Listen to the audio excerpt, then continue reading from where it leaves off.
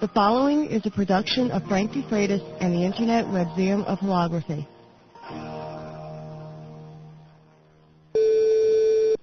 The date is November 2098, 100 years into the future. The scene is a memorabilia show dealing with antiques and collectibles from the late 20th century. Hello, this is Frank DeFreitas, and welcome to another week of HoloTalk. On this special broadcast, we're going to be taking a look at something I term Antiquarian Holographica, which is the collection of holographic memorabilia. At our show, we see rare and first edition books, period maps and lithographs, and in a corner at the end of a long aisle is a booth dealing exclusively with holography. Our imaginary booth has quite a selection: embossed holograms, including several limited edition pieces produced back in the late 1980s and 90s by a number of prominent artists. A copy of the famous National Geographic cover with the American eagle. Signatures and autographs of the early movers and shakers in the field. Posters and programs from early international shows. And first edition copies of many out-of-print books on holography. And there's a real attention getter as well. An actual helium neon laser that the person in the booth tells you really works. That is, if you can find a place that still uses electricity for power. Our little scenario is not that far-fetched. Many of the items related to holography that we pass over as insignificant, stuffed into our desk drawers and filing cabinets, will someday be looked upon as period pieces worthy of collection. And since we can be fairly certain that we won't be around to attend our little imaginary convention in 2098, why not make the most of the time that we do have by attempting to put together an impressive collection of future holographic memorabilia? HoloTalk receives quite a few emails on a regular basis from its listeners, and many of those emails are asking for specific information relating to collecting. One person wrote asking for information concerning a specific embossed hologram and how to acquire one for their collection. Another, from Europe, spoke of the writer's pride in the collection of books and other printed materials, all related to the field of holography, but added that they were concerned that it was not complete. Could it be, I wondered, that collecting holographic-related items was catching on around the globe? The answer to that question appears to be in the affirmative. Yes, there is collecting going on, and the real surprise is that it may prove to be the most active aspect of the field. There appears to be a fever that goes hand in hand with the art of collecting. Collectors can sometimes go through extreme trouble searching out materials, and nowhere are those materials more new and exciting than holography. For a field celebrating its first few decades of existence, there is a multitude of collecting possibilities, including tracking down books and related articles that extend much further back in time than just a few decades. There is a rich history and many centuries of art and science behind it, some of it extending back into the 16th and 17th centuries, all of it relating to holography today. This broadcast of HoloTalk is devoted to what I call Antiquarian Holographica, searching out the articles, books, posters, and holograms from around the world to add to one's personal collection of holographic future memorabilia. The mission of this broadcast is to provide a solid foundation for starting one's own archive on holography, for future generations who will look back in time not only through the eyes of a collector, but a keeper of Antiquarian Holographica. As with any new endeavor, it is important to have a plan, an ultimate destination for your collection. Will you concentrate on books and publications, embossed holograms, posters and commemorative of exhibits, all of the above and more? Remember, there is little, if any, background material available concerning collecting holography. So much of the groundwork, legwork, and pen work, along with many hours of research, will have to be done by you, the collector. The more you know, the more your collection will benefit, since much of your knowledge will show through in your aesthetic judgments and decisions. Whatever your plan is for reaching your goal, it should never be executed in a haphazard way. Decisions should be made intelligently and with great care as to what is worth having the honor of being part of your collection. Remember, this isn't clutter or garage sale mentality we're talking about here, but a systematic recording of the history of holography. Let's take a look at what a typical collection might contain. We'll start with holograms. Embossed holograms would be represented from around the world, both stock images and images that are unique.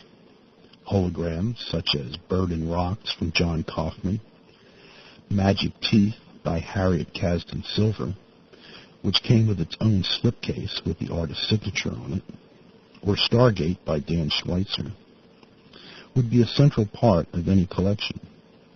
There are also magazines, books, catalogs, brochures that have holograms on their cover or inside the issue. These printed pieces and the embossed holograms would be carefully placed in wax sleeves, numbered, identified, and stored carefully away from thumbing curiosity seekers.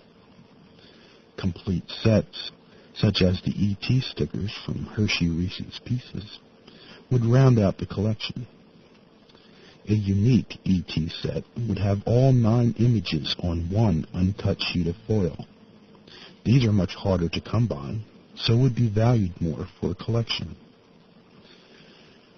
The new photopolymer holograms would also be considered a collectible.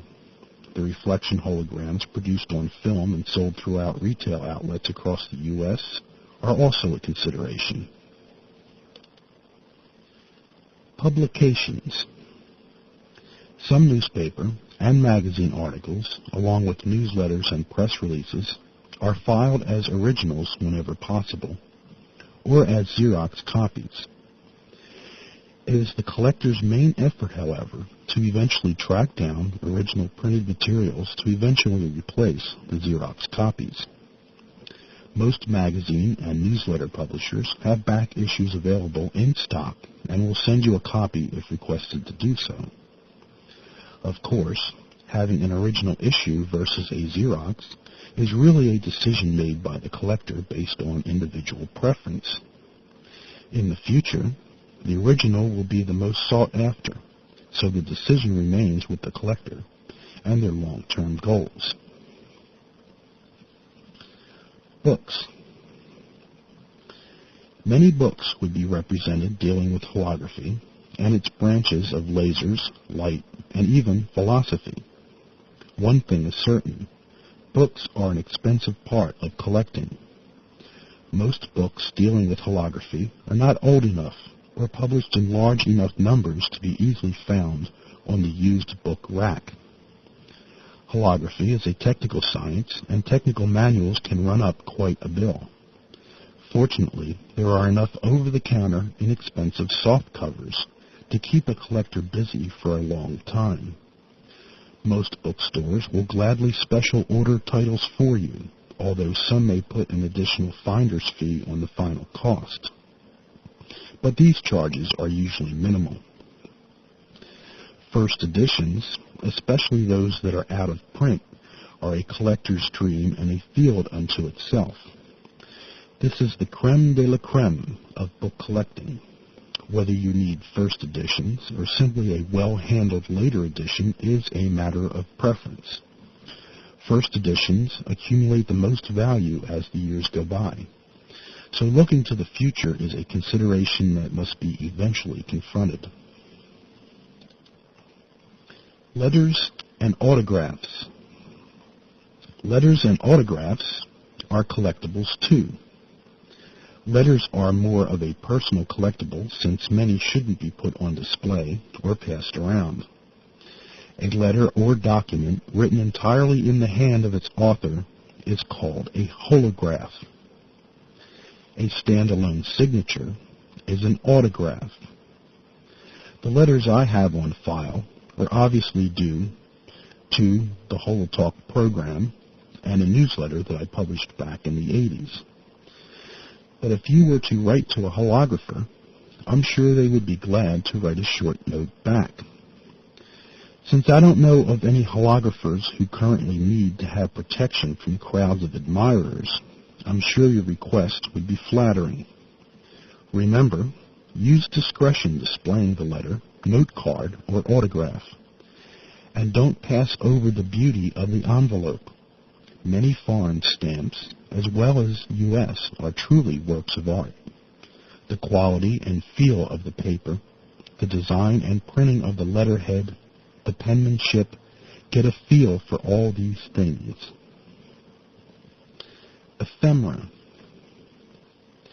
Many posters, announcements, and catalogs are still available through holography museums, galleries, and manufacturers.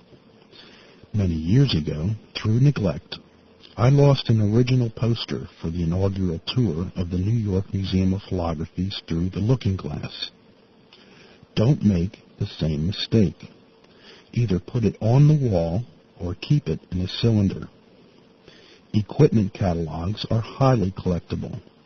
Not only do they show photos of the era's existing technology, but many give technical drawings also. Newport Research catalogs have photos and blueprints for every piece of equipment. As the field progresses, and mirrors, lenses, and filters are gradually replaced by fiber optic and holographic optical elements, and whatever will come after that, these catalogs will take on an air of nostalgia. Just call a company and ask for a catalog. Tell them your 300-plus employee company grossed $150 million last year, and you'll get it overnight express. How about patents? Well, the way things are going, the patents may become more famous than many holograms. You can call the patent office in Washington, D.C., and receive, for a nominal fee, all the patents applied for and granted in the field of holography. Patents make a great addition to any collection. Overall, collecting should be an enjoyable and rewarding experience. You may have a collection started already and just never looked at it as so. Go through your drawers and file cabinets, bookshelves, etc., and begin sorting things out. You may be surprised at what's there. Keep an eye open at all times for holograms and articles, books, and magazines. With the interest in holography continuing at an ever-accelerating pace, and individuals who began their interest in holography several years ago now becoming more sophisticated in their appreciation of the medium, the time is right for a blossoming of interest in collecting works of holography. However, while the most prominent artists in the field are beginning to find clientele willing to make substantial investments in their work, the majority of these works are priced beyond the means of the average enthusiast. This leaves an area completely void, which is waiting to participate in collecting holograms.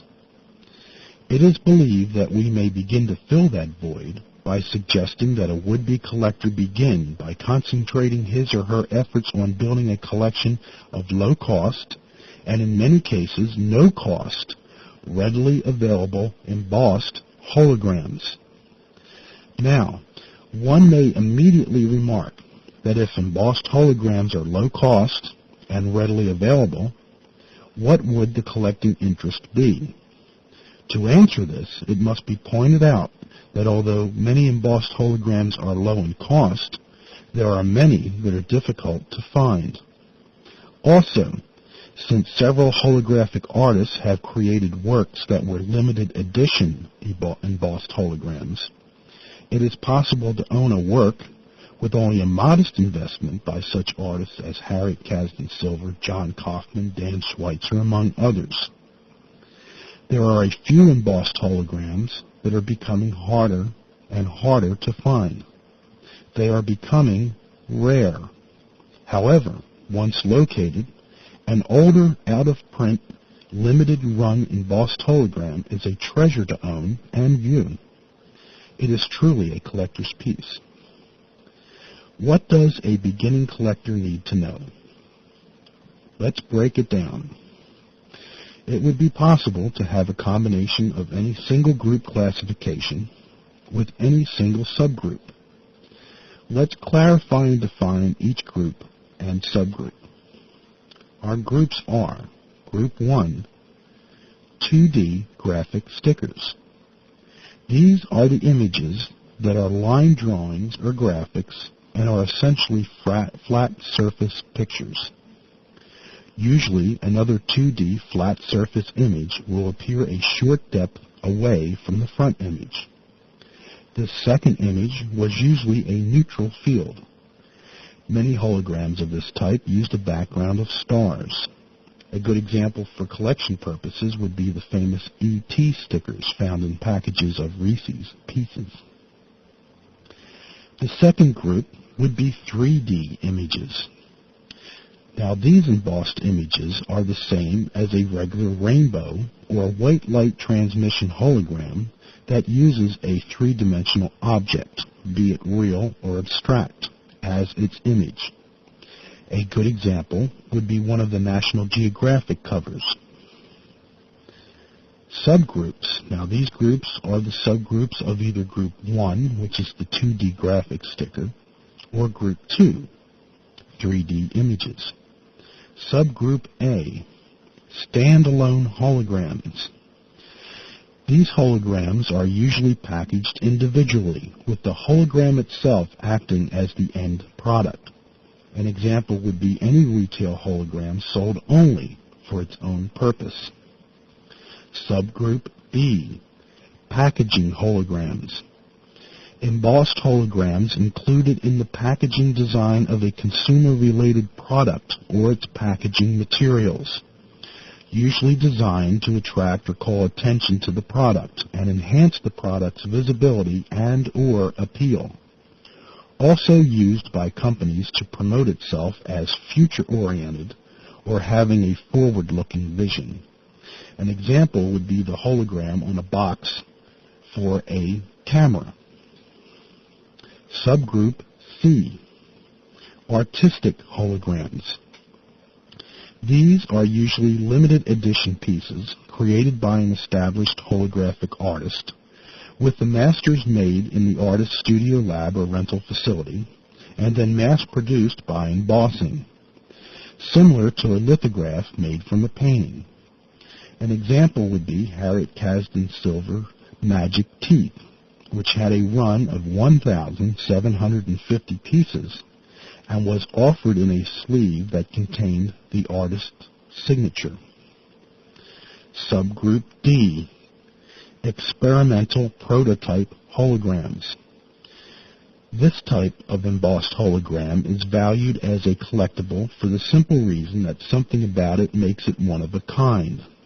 An embossed hologram that was an artist's proof and still contained crop marks and cut lines would make that piece unique from the others that were to follow for retail sale.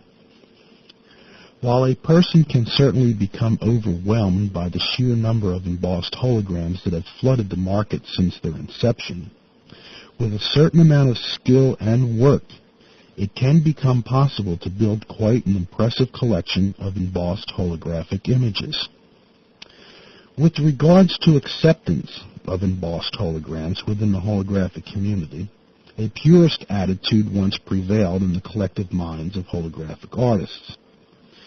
Their initial concern about the viewing of their work, now removed from the hermetically sealed environment of the holography galleries and museums and now out on the street with the general public, was soon found to ring true. I still recall, to my horror, a group of people outdoors under cloudy skies exclaiming, "Wow, that's neat," at the sight of the smeared gray image of the National Geographic cover. And one can almost picture the balding, aging, groovy art director quipping, "It doesn't do anything for me," as he holds a beautifully executed holograph under his fluorescent drafting lamp. The fabric is wearing thin on the issue of holograms not being viable because they're not visible under anything less than ideal lighting conditions. I have always made this out to be a plus, since it only added to rather than subtracted from holography's somewhat mystical appeal. Take an embossed hologram that was carefully produced and copied, place it in an appropriate frame with matting, take care to make sure it is illuminated properly, and you will have a hologram that will stand up visually to anything produced in limited quantities on glass plates. Only a discerning eye, or someone with knowledge of the holographic process itself, would find discrepancies. Embossed holograms are beautiful and fun to collect, and for a modest investment of your time and money, you can build an impressive collection of holograms for display.